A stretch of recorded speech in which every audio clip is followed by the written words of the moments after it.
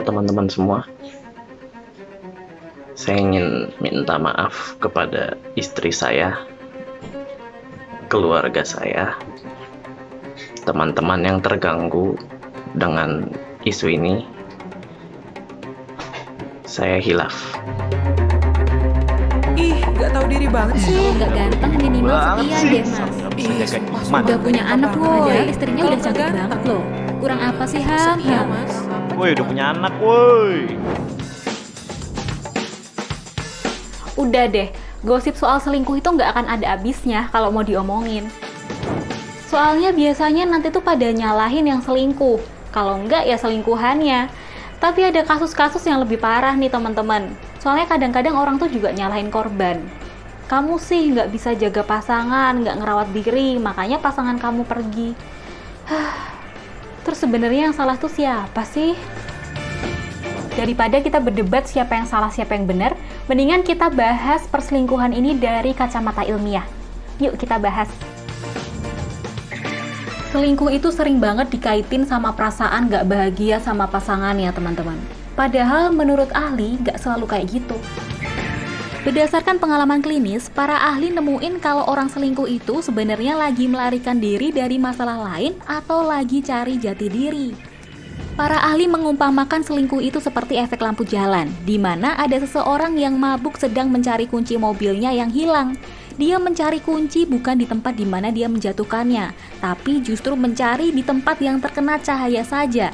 Alhasil dia nggak akan nemuin apa-apa, pencariannya sia-sia, malah mungkin akan timbul masalah baru. Nah, kalau ada orang yang bilang orang bisa selingkuh karena penampilan pasangannya nggak menarik, itu juga nggak 100% benar, teman-teman. Ini alasannya. Menurut survei yang dilakukan Victoria Milan, pria ataupun wanita yang selingkuh mengaku memiliki pasangan yang lebih menarik dibanding selingkuhannya. Dari 4.000 pengguna situs, sebagian besar pria mengaku memiliki istri yang lebih menarik dan mumpuni dibandingkan simpanannya. Hanya 25% pria saja yang mengaku selingkuhannya lebih menarik. Jadi, menurut survei dari MSNBC, semua orang yang udah menikah itu punya peluang buat selingkuh, teman-teman.